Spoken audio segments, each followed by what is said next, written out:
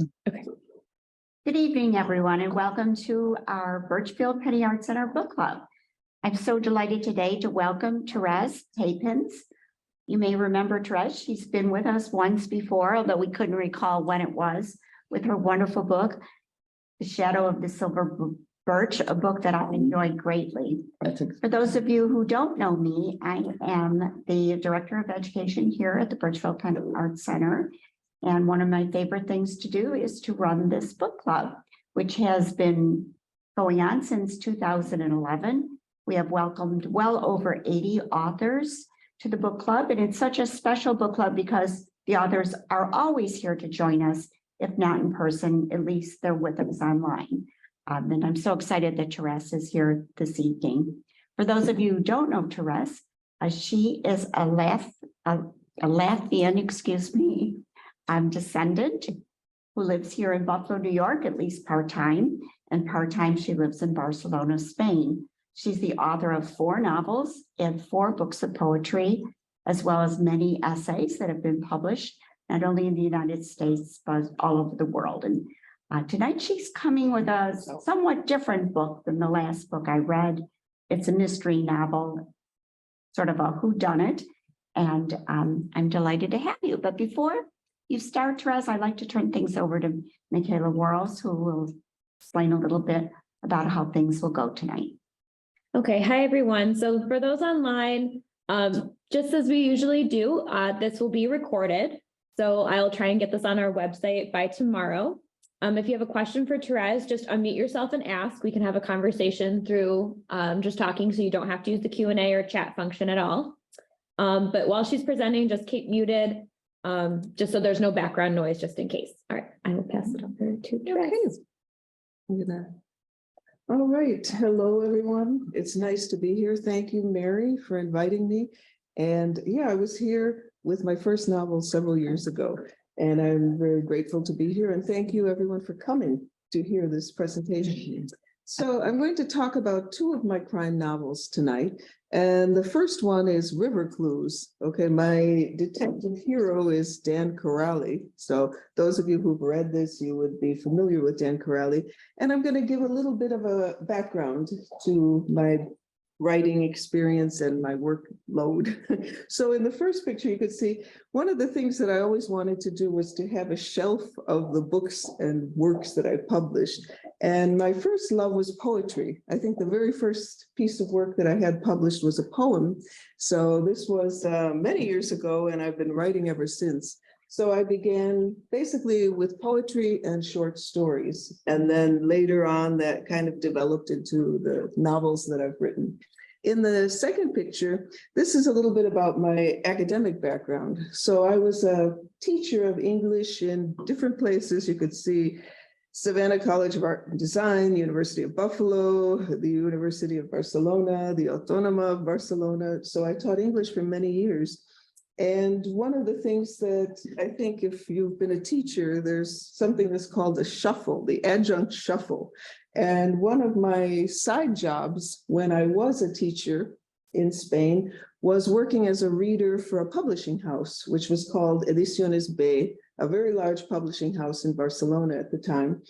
And my job consisted of reading books, writing reports, and then just, giving this information to the editors for them to see if they wanted to publish the books or not. And one of the things that happened to me was I was assigned mysteries. Okay, that was never a genre that was my favorite genre, but I was assigned mysteries. So over a period of maybe 3 years, I probably read 2 mysteries a week. So I really had a good education in mystery writing.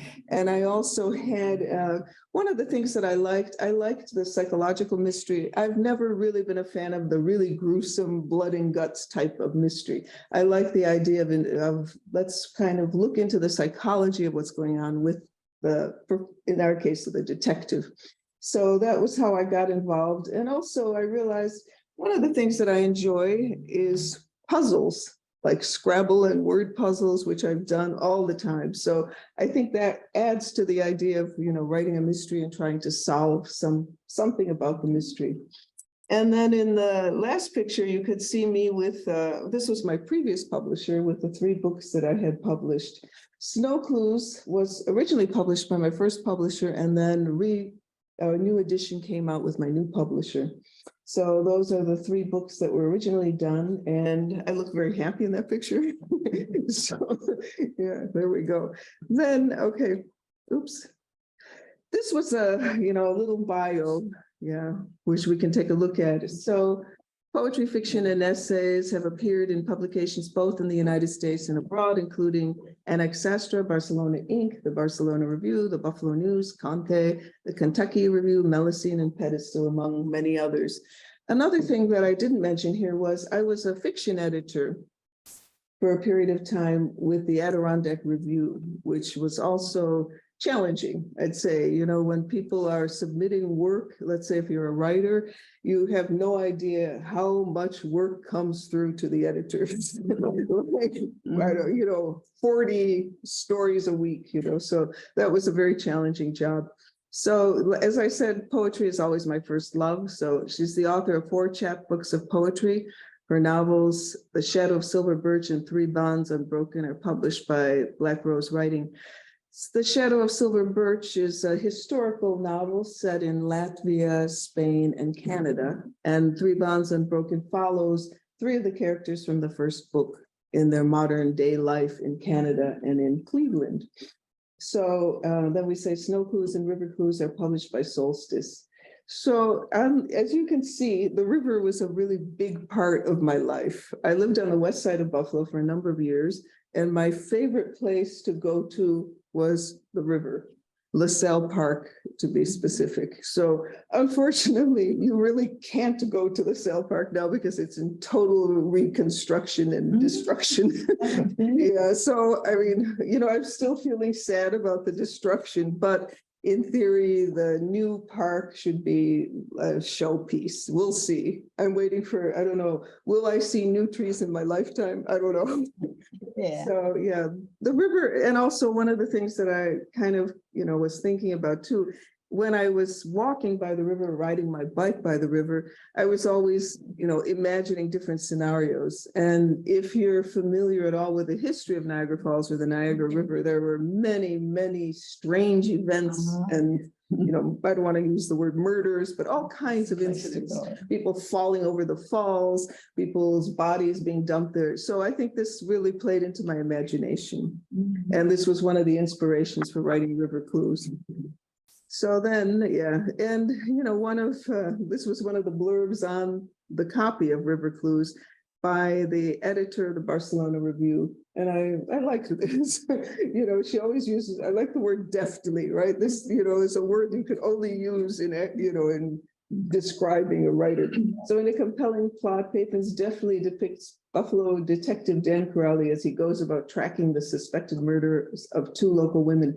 As suspense mounts, we're also privy to the private life of Corrali, who wins us over despite his faults. A tantalizing read full of warmth amidst the crime. And as I said, I was not looking to really focus on the gory details of the crime. And then we're going to take a look. This is the reissue of Snow Clues. A comment I'd like to make about the covers. The covers were done by my partner, who's the Barcelona artist, Juan Luis Quintana, which is handy to have. Wow. So, and one of the curiosities about this cover is in publishing, they really like red. Some red lettering in a crime novel, I discovered that and I thought, oh, that's interesting, isn't it? A little blood. And this novel is the first novel, River Clues, fits very well into the genre of a procedural crime novel, right? And I think people, I suppose everyone here, you wouldn't be here if you weren't fans of crime fiction, but typically a procedural novel follows a very set course. And you read it and everything is a step-by-step to the end of the crime. Snow Clues, on the other hand, was not a procedural novel, and I think it was difficult to categorize it into a particular genre. So this makes it also difficult to market in a way because everybody wants a very specific point. So Snow Clues, something that I did actually have this what I liked about Snow Clues, this happened before COVID. River Clues came out during COVID, which meant I never had a book launch. I never had really a lot of things happening. So I liked the fact that complete strangers read Snow Clues. I mean, I think reviews are very complicated these days because most people review, their friends review your book or people around you. We're all reviewed. I realize this because I take Lyft often. And I realized I have a 5-star rating at Lyft. They review me, I review them. So this is part of modern life. It's sad but true. So I think this novel was basically a kind of study of the character of Dan Corrali, although the crime itself was really pretty terrible. So you could take a minute and read this, like the first one. These were reviews by people that I didn't know, which I liked particularly because I thought, yeah, these people have actually read the book and they're interested in it. So yeah, the nightmare of being a detective and time after time seeing the worst in humans haunts the main character. How long before it gets too much for a person? Facing a crime that plagues the detective, the ghosts of his past making life more horrible, and the fear of moving on, the detective comes to an almost impasse. What secrets will you discover when you read this book? And I thought that was very interesting because, as I said, I wrote this book with a different kind of concept. I really was looking for the psychological depth of the character himself. And then the second one, good read. I do like the crime drama type of books. Characters well developed, gave a sense of knowing them. The ending is not quite what I expected. However, that is a good thing. I will be looking for Terez Peipins books in the future. And then the last one, this was a novel about a horrific crime, dogged police work mixed with a little romance. Sounds typical, but it was a great character study like peels in an onion, surprising. So that's always nice, if you can get a review where, you're not getting the standard, love the book, 5 stars. And I enjoyed reading these. I had more of these. So one of the things that I did when I was researching the first novel, Snow Clues, I did a lot of investigation about what a detective does. And at the time, Buffalo State College has a criminal justice program.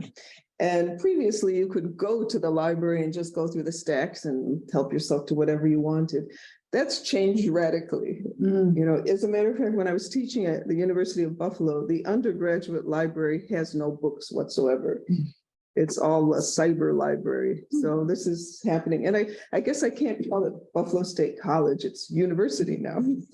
So I did a lot of research, and I think this was one of the things that I really enjoyed too about, writing any books. My background, my BA is in history.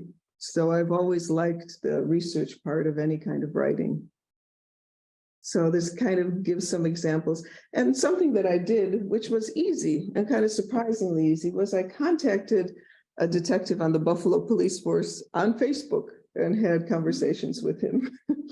So I wanted to give some authenticity to this. And I think in a general sense too, the idea of a police officer is, it's not, let's say, it's not a upper middle class lifestyle, right? And I could relate to that very well. Typically we want to have someone who's not, not in the privileged life. As a matter of fact, when I went to a conference, I think in Atlanta for writers, one of the editors of a publishing house said, who's reading your book and deciding on it? It's going to be a 20-something young woman in an office in New York City.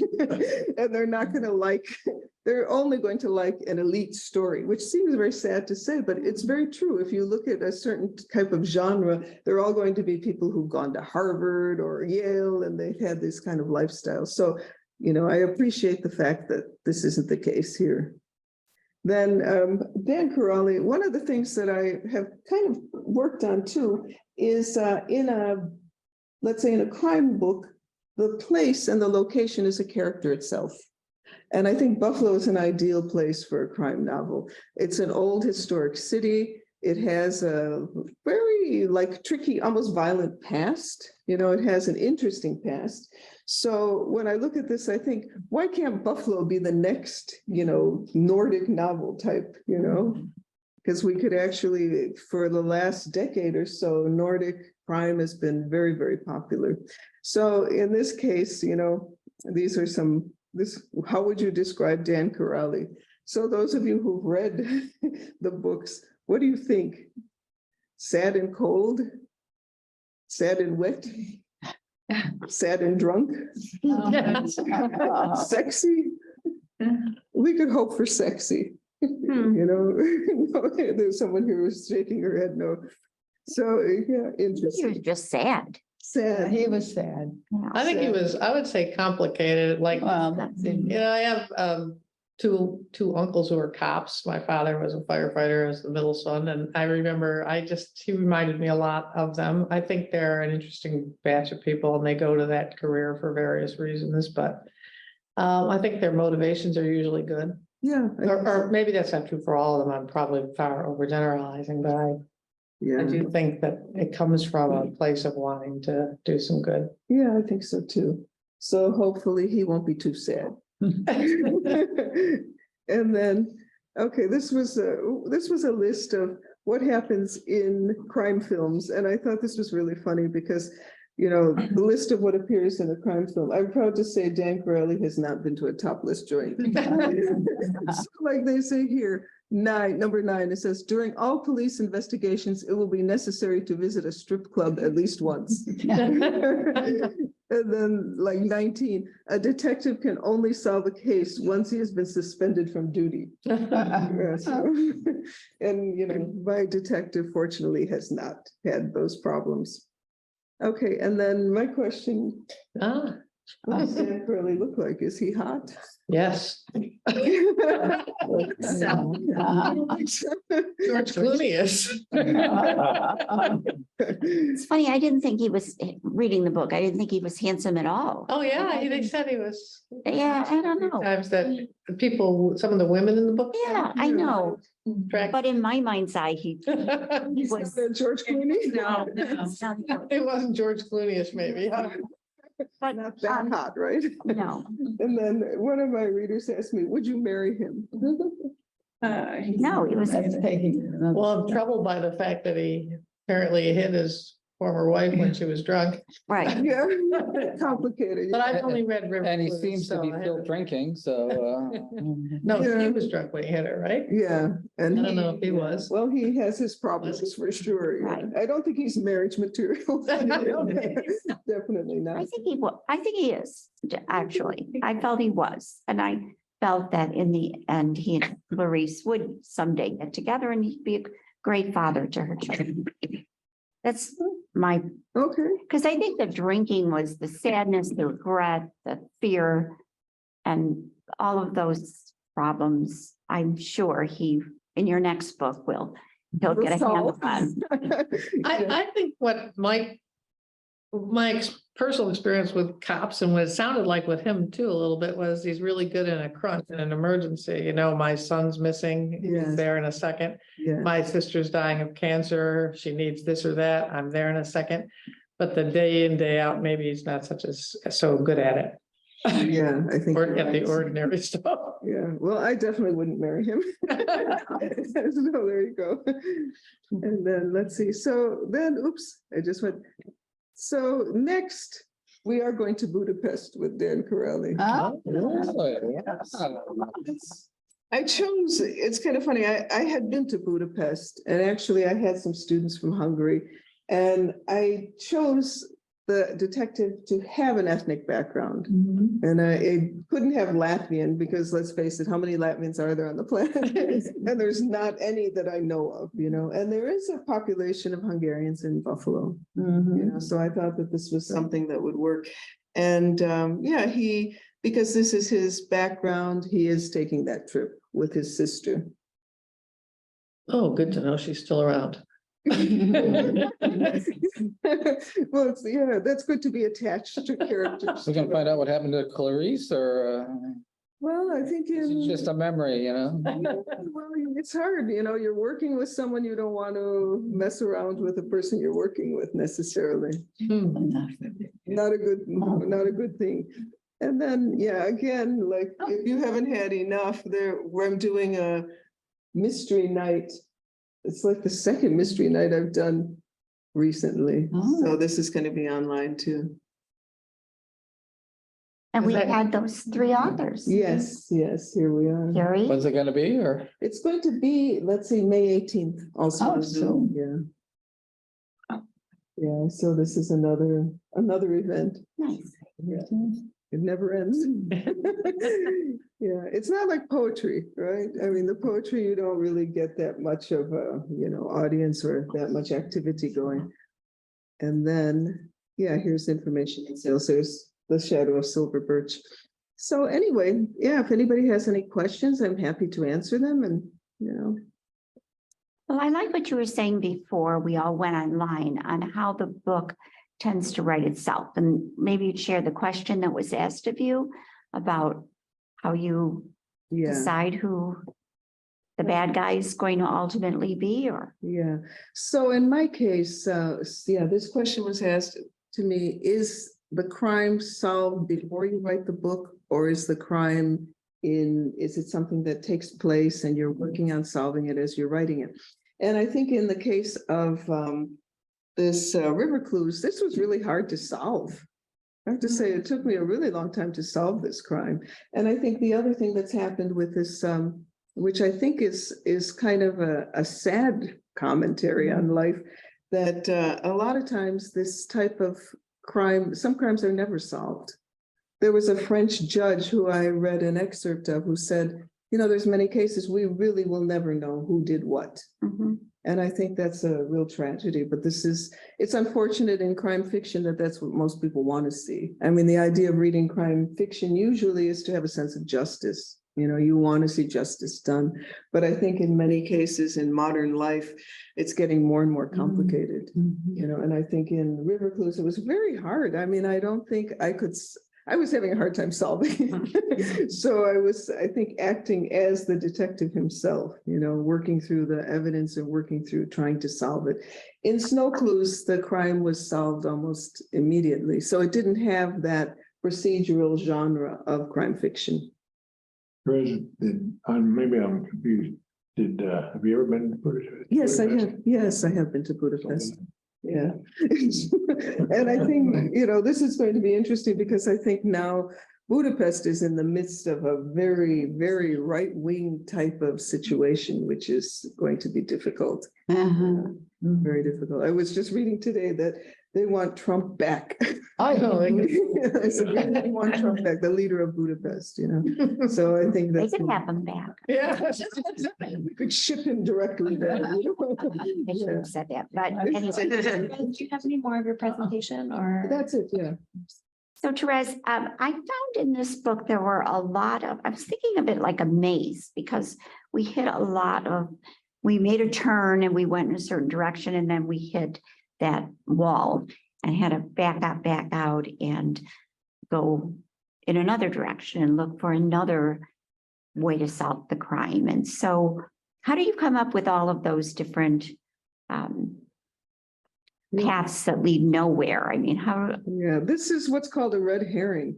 I think this, for the people who really read crime fiction, basically just to be able to solve the crime, that's almost a necessity. You have to put those in just to be able to, trick the reader a little bit so that the reader keeps engaged in the crime story. And I think when I was writing River Clues, those red herrings a lot of them were because I was having a hard time figuring out how to solve this crime. Like, okay, no, this isn't going to be it. This is going to be it. And I think in River Clues, the crime of the woman who was, out with the men on New Year's Eve was particularly sad. It's terrible. Yeah, and I think that what happens with a crime like that is that there is no justice, and unfortunately, that's one of the ways that we're, facing the world these days. It's a little bit sad, but I think very true. Little Ted Kennedy-ish. Yeah. So, and yeah, I actually asked a lawyer friend of mine about that. And, it could be a civil suit, but it's not going to really hold up in court, because there's not enough evidence. It's not quite clear exactly what happened. And I think that could be the case in many situations, unfortunately. Yeah. And, I was Actually, writing crime fiction these days is not much fun. You know, when I was writing this, we were in the throes of Black Lives Matter. We're in the throes of having, you know, these massive, overly, you know, equipped police forces that, you know, were really just quick to shoot anybody. I was looking at the statistics of numbers of, you know, police officers who've been, you know, involved in shootings. And in fact, many have not, you know, like in Dan Corrali's case, he was only involved once in a shootout type of situation. And I think that could be very real for many police officers. Although I think we're in a society that's so fear-based these days that it becomes very difficult. Everybody's afraid, you know, we're saturated with fear in the media. And more shootings now. And the shootings are another dilemma. As a matter of fact, yesterday's shooting in Atlanta took place right where I used to go to that medical center. When I lived in Atlanta. Yeah, so there's just no end to these. These are just so unnecessary. It makes me think of one of my dad's friends was a friend of one of his cop brothers, who was also a cop, but this cop said he decided to retire the first time that he really couldn't run after a suspect. He Yeah, thought he was in, you know, he'd been 20 or 25 years on the force, and he was breathless, and he had to pull his gun simply because he couldn't run anymore, and he had to stop this guy. So he pulled his gun and he said, stop, and luckily the guy did. But he said, that was the first time he'd ever really been in a position where he could have almost had to shoot somebody. Mhm. And he said he didn't want to be a cop anymore. You know, like, I'm done. I can't, if I can't run him down, I really don't want to be pulling my gun. Yeah, and I like to think that, you know, Dan Corrali, as someone mentioned, he's a good cop, you know, or he has good intentions. Yeah, And that's what I it seemed like, yeah. Yeah, and I think that, you know, that's something positive. In our society, I think a lot of times we have so many anti-heroes, you know, like if you're looking at any Netflix series, like why is everybody like, you know, some sort of drug dealer or somebody who's, you know, in the underworld and killing people? You know, we need to try to create an environment that's not quite so violent and so based on this, you know. And it could be an educational type of event. I mean, like, you know, they do in different countries in the soap operas, you know, they used to spread information, you know, about AIDS, like, okay, do it in a soap opera. I think we need to change the violence of our culture. And maybe part of it has to do, I mean, I think maybe just that there's just so many guns out there that cops many have to be guns. more afraid than they've ever been. Yeah, and people are so afraid. I think the other thing is we have a media that's just based on fear. I mean, many times, everything is fear-based. I lived abroad for 20 years. So when I came back, I was suddenly worried about everything, like weather. I thought, oh my God, the weather. You know, they're like, you know, you're getting these alarms and you're saying, oh, what's going to happen? You know, and everything is like that. You know, it's just designed. It's the easiest way to manipulate a population is with fear tactics. So I think this is the problem we have, you know, we don't need to be doing that. And then you're creating like, you know, the fact that people will drive into the wrong driveway and be shot is just appalling, you know? Yeah. Yeah, so I think these are problems of our society that really could be resolved, I think, with a little bit of the media, you know, taking some, I would say, just taking responsibility for this. I think the book hit on two problems that we face as a society, and one is loneliness, and the other is drugs, because the victim certainly was suffering from both. I mean, one could argue that she wasn't lonely, but her behavior wouldn't have been such as it was had she not been experiencing some pretty serious loneliness.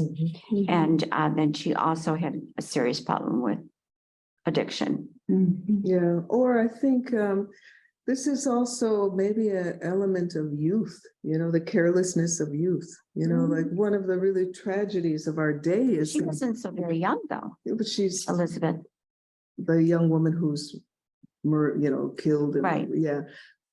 But I don't know, I think of Buffalo also, I hate to say it, as a drinking party culture. You know, I wouldn't find that extraordinary, you know, that someone on New Year's Eve gets like totally drunk, you know. I mean, I think it is it's a culture that's based on drinking, especially I mean, all you have to do is like go to Chippewa Street, you know, and you have a sense of like a massive amount of drinking taking place. I think it's like someone who's stumbling into a really bad situation. And I think it's happening a lot now, with, drugs that are altered or like, we need Narcan now because everything that they're taking is like going to kill them. I mean, the number of young people who died as a result of that. And I don't think it's behavior that's particularly atypical. I tend to think that this is what happens. People when they're young feel like that nothing will ever happen to them. How old would you put her at? I'd say like in the late 20s. I think it could still happen in your late 20s. Yeah, I As you thought were she was older. researching the idea of bodies turning up in the river. I mean, did you come across any interesting statistics? Like, how frequently does this happen? We're surrounded by water here. Yeah, it happens And pretty often. Yeah. Yeah, I can't remember now, but I did spend time looking into that, and also the grim aspect of it, like what does the body look like when you find the body in the water? Which And is how much is accidental versus Yes, maybe yes. or judgment. Yeah, or I was something. thinking, reading that part, how many times I swam in Lake Erie. When you describe the body coming out. Terez, do you remember a story years ago, everybody, where two lawyers who worked in the Statler building on like a March or April day decided to walk across the frozen lake Oh, yes. and they fell down. Or it might have been three, It actually. was 3. Two women and a man, and they couldn't tell which was the man. They were so, when they found them months later, they had fallen through the ice. And it was just. Yeah, awful. really, really terrible. Yeah, so I think we're living close to so much water. It's and the falls are notorious for this. Someone just Yeah. getting too close to the edge or even feeling attracted by the water itself, The Niagara River is really that. Oh, the river is, Even though it's not a river, yeah. it's a strait. Well, I had a job teaching refugees here in Buffalo. And the first month that I started the job, I was at adult ed. We had our classes in International Institute. We had a young Burmese boy who was playing with friends along the shores of the Niagara River. And they were playing, I don't know how his shoe got into this equation, but they were taking his shoe off or something. So he threw his shoe and he was hitting it at a tree. It fell in the water. He went after the water and he died. And we just said, oh my God, this was such a tragedy. The current is horrible. And That was in your book. Yeah. yeah. It was. Yeah, it happened. Yeah, it was very sad. And one of the interesting things about that was this boy was, I think, 18 years old. He was a Buddhist. And what they did was they saved his clothing to send to the family because the clothing is infused with his spirit, which I thought was very interesting. So yeah, the river is dangerous. Watch out. So going forward, how are you going to factor in all the cameras that they have? now? Yeah, good question. I mean, the technology now is so advanced. I think, DNA has determined everything now. Basically, you can solve crimes that have been cold cases for like 20 years. The cameras, I'm not sure exactly how many police officers in Buffalo are carrying cameras. Is it like across the board? Do you know? Well, the ones they wear. I mean, I don't really know the statistics. Yeah. Also, more cameras are up on poles, so Yeah. they're in parking lots and they're on the roads. So there's just more video that I think can be used to solve crimes. Yeah. Yeah. When you're shopping in stores, I mean, everywhere. And You're right. on Hungry, I mean, I don't know how many cameras they, like how they Yeah. use. How they use if cameras. it's controlled Well, that way. Because parts of Europe tend to have a lot more A lot of cameras. cameras, they do, whereas yeah. here, it's Yeah. not so Well, many. even in River Clues, he gets some of his footage from a 7-Eleven type store, where so I think it's prevalent really, and probably just going to be more and more so as soon as they start tracking us, with our little devices everywhere, like in China. It could be happening. Yeah, so, does anyone have anything else they'd like to mention? You had a lot of places on Route 5 that he was hanging out at. What were your inspirations? Like the Foundry, you hear about it all the time. I just love Route 5. I love water. I don't know if you just changed the name to protect the innocent or the Yeah, guilty or. I love water. I realized this fairly recently, which is really strange. Like I'm not that young and I realized, yeah, I like to live near a place with water. So I spent some time, I lived in Atlanta. I didn't like it. I was in Madrid. I didn't really like it. And then I thought, yeah, I like Buffalo, you know, and I love Barcelona. It's on the sea. And I recently visited, a big city, I can't even think of the name of it now, but a city in Mississippi on the water. I said, I could live here. You know, it's just water. I really like that. And I think it's, you know, it's an interesting route too. It's kind of a beautiful route to follow. Yeah, when you mentioned in one place about the frozen water that people like to come in, and I was thinking of Hoax. Oh, Because you go right. and you sit by the window and you. Oh, well, she mentioned hoax, book though. yeah. So And I think of, I don't know, when you said the person fell on the ice, I think of Hamburg Beach or something. yeah, I don't that's know. what I was kind of thinking of too. Yeah, Oh, because okay. it's accessible. It's pretty accessible to get Yeah. down there. Ice fish. Yeah, and I think. Past below the falls there, it used to freeze over all the time. And people, and they finally stopped it. People, we got out on there and then all of a sudden thawed out and boom. I think all three of them died on that one. Not surprising, Going yeah. down the river. Yeah, so we've learned something about rivers. And snow clues, actually, many years ago, I worked in an archaeological dig. And the place where the bodies discovered in snow clues was similar to the place where I worked in this archaeological dig. So I think things stay in your brain, you know, when you're writing, you kind of like connect weird things from your past or, you know, different ideas. And I love the investigators because they're so complex and they're so intense. And so you can do so much with their personalities and so I look forward to reading more of your books. Oh, well, thank you. Yeah, wait till he's in Budapest. Yeah. Yeah, it should be interesting. And someone had said to me that they're in Snow Clues that their favorite character was the sister, Maggie. And I think in the first book, she has a really strong presence. Mhm. And the second, it was very hard to write because, you know, I had this idea in my brain. And then at some point after I started writing this, I was diagnosed with breast cancer. So it's like almost impossible to write that. Yeah, so it's very strange, you know, that happened in that way. So, yeah, what do they say? Like, you know, art and reality, imitation. Art imitating, life imitating art, I yeah. think so, yeah. We did that one.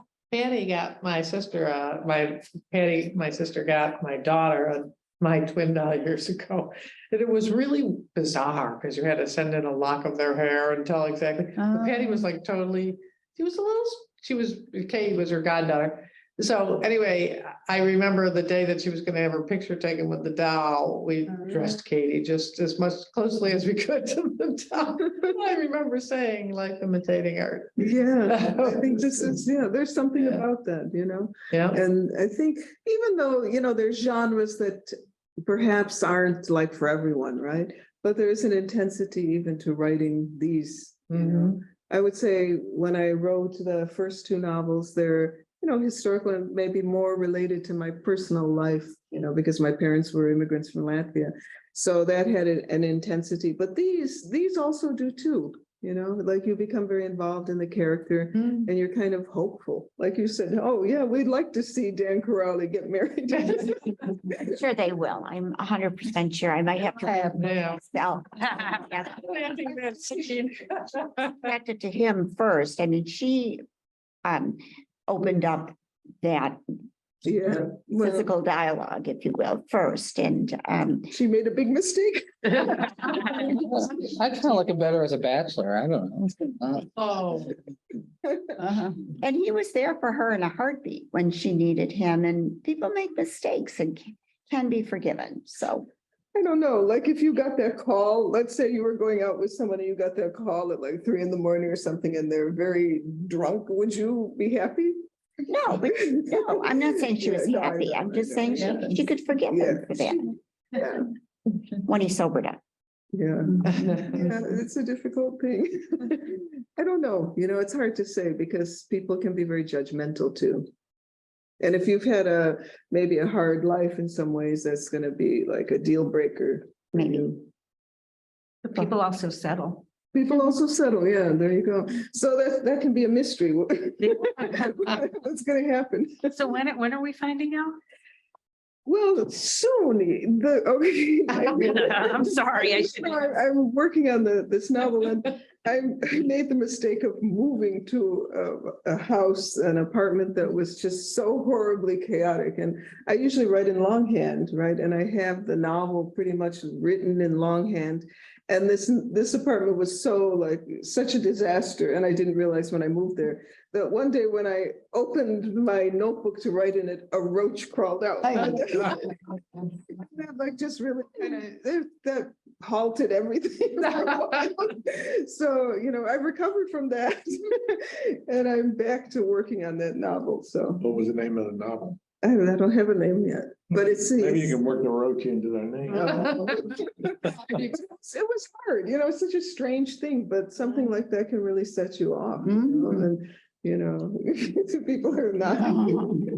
So I've recovered from that trauma and the apartment is fine now, but in the beginning it was really difficult. And that was just one thing that really affected me too, And what is your process for writing? We've had authors who say they get up every morning and they write for 3 hours.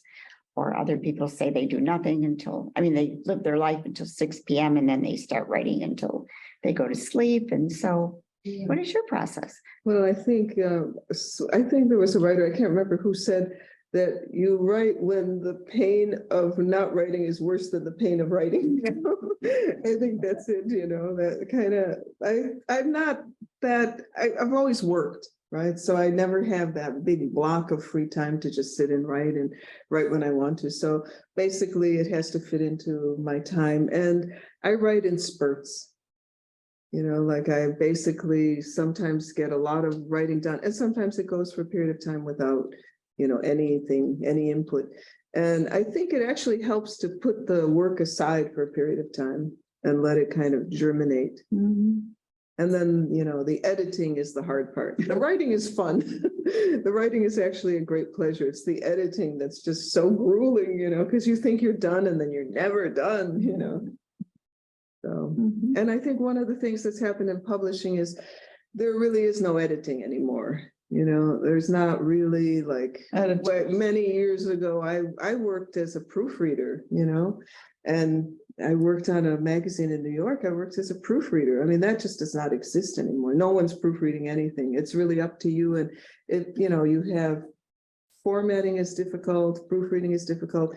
Publishers are not doing that anymore. I mean, you could take a really famous writer and find errors through their book. It's really sad, because you have a finished product that you'd like to be proud of and it becomes very difficult. And you can't read it yourself after a while. You don't see the mistakes. Yeah. But I know that, I mean, just from working in the legal field, you're writing a brief, it's been through 5,000 revisions. Yeah. And at some point you no longer see the words. If Exactly. there's a mistake there, you're going to read over because you know what it's supposed to say and that's what you see. Yeah, exactly. What I do sometimes is I start from the back. Once it's written, I start from the last page and then go back because that gives it a new perspective. Reading it out loud helps too. Yeah, it does. Or having someone to read. You read it and it's, And getting people to read it is not that easy either. You have to have, what are the beta readers? If you're lucky enough to have a group of people who actually will help you out, that's great, Yeah. Yeah, it's not that easy though. Do any of our online friends have any questions?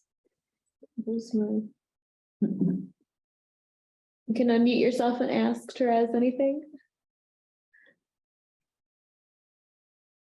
Oh, Yeah, Mary, unmute yourself. Yeah.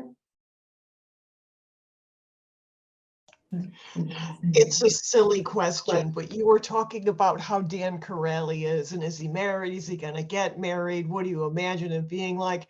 When I envision detectives, I envision kind of unkempt and smoking. So I'm just wondering, I haven't read the novel yet. So does he smoke? Do you mention that? Is he unkempt? He goes to the gym. He's actually he's not buff, but he's okay. And unfortunately, he drinks, but he doesn't smoke. He probably smoked at one point. Did he quit? Did I make this up or didn't he quit when his mother was diagnosed with Yes, he cancer? quit. Yes. Yeah, so he was a quit. smoker. As I said, a silly question, but it ties in with the other things. Thank you. Well, we were trying to decide if he was hot or not, so unkempt wouldn't quite fit. Anyone else?